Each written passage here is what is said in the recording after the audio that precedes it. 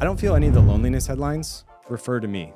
I don't feel lonely, but at the same time, I actually recognize I have completely taken a step back in the amount of time I'm socializing with other people. I'm working from home. I'm spending so much time behind a screen. And if I'm ever engaging with people, it's over email or over Slack. And I oftentimes will work out by myself now. I'll go for walks by myself. And yet I'm probably crushing my health and longevity more than I can possibly realize. Because socialization is not just the absence of loneliness.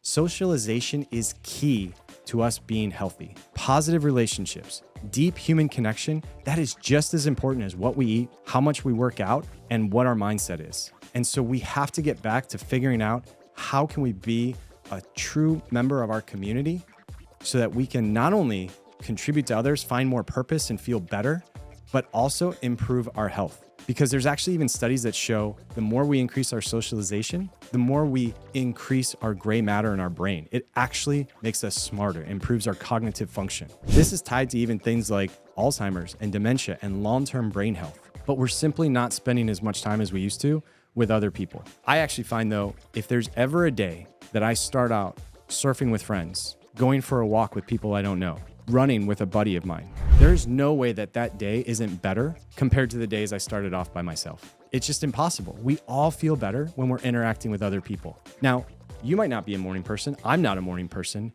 There are different chronotypes out there, but the healthiest, happiest, most successful people I know have made the switch from staying up late night, watching Netflix, trading that screen in for a book, and starting the day with other people earlier before everyone else is awake. Why is that so true? Because we're spending 5x the amount of time watching TV than we are socializing. And when we're working from home, we're not with other people. Why are we trading all of that time to be by ourselves? When we know that those relationships are what give us joy, are what make life more fun, and they're actually going to make us healthier. So what can we do? I read this book from David Brooks called How to Know Someone, and it has absolutely changed my life. Because what you realize is how little we truly engage with people to get to know them beyond the superficial level. We keep conversations right here. Do you know how oftentimes you ask about the weather? We talk about the weather more than anything else. But why aren't we asking about that person's day? Why aren't we asking about what's important to them and actually getting to know them? And the other thing we don't do is we don't really listen. When we're in a conversation, we're actually spending more part of our brain thinking about how we're going to respond to someone than actually caring deeply what they're telling us. And that makes it to where there's a barrier between that engagement and that relationship. And the other thing David Brooks talks about is that we're toppers. Someone will tell you about their experience. Hey, I just went to the beach down in Florida. Oh, I just went to the beach in Hawaii. We're constantly trying to top the other person's conversation.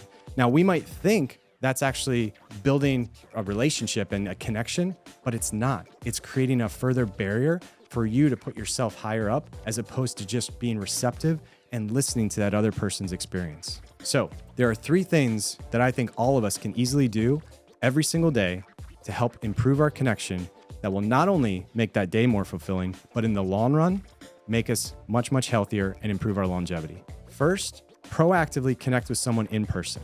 That might mean sitting down with your partner to dinner, not in front of the TV, where you're actually making eye contact and having a real conversation. It might mean lunch with a coworker where you're not just talking about work, you're actually talking about what's going on in their life. It might be working out with a friend as opposed to working out by yourself. It might even be at your kid's softball practice with other parents sitting there watching, instead of just sitting on your phone, worried about whatever sports score or news article you're reading. You're actually having a conversation to wonder what's going on in their life. Their kids are the same age as yours. There's probably more in common than you can possibly realize, but we're not giving ourselves the chance to actually realize if that's true. And that ties into number 2. Don't overlook the trivial encounters.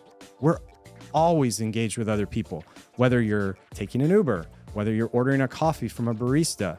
No matter what, we're actually interacting with other people, and yet we go through all of those interactions without thinking twice about that other person. Now, it might be exhausting to think about doing that every single time, but I guarantee you there are connections to be made and so much joy that you can get from just asking one simple question of that person. How is their day going? What brought them here to this point of time in this day? And when you make that connection, there's an actual magic, a spark that happens that you wouldn't get otherwise. And I guarantee you will feel better when you go to bed that night compared to if you didn't try to make that relationship. And finally, reach out to some of your closest friends that don't live by you. I have a list of all my contacts of people from business school, from undergrad, grew up in my hometown. And it's so hard to reach out to them. I'm so myopically focused on my kids, on my job, on my day-to-day. And it can be weeks, even months in between interacting with them, even though they might have been the closest person to me at a different stage of life. If you share the same values with that person and they were important to you, that text message, that phone call can really brighten their day. And again, it just gives you so much positive energy when you re-engage with them. I reached out to an uncle of mine who I hadn't seen since my wedding. We shared Christmas Eve together every year for the first 35 years of my life. And I hadn't talked to him in 5 years. We're not best friends, but it sure felt good to reach out to him and have that person know I was thinking about them. These are such small, tiny things that if we just take a step back to be more present, unwind from the rat race that we're running every single day, those are the moments in life when we're going to remember we're so important. No one is on their deathbed if you think about it. You read any Harvard happiness study or anything, no one is talking about their work.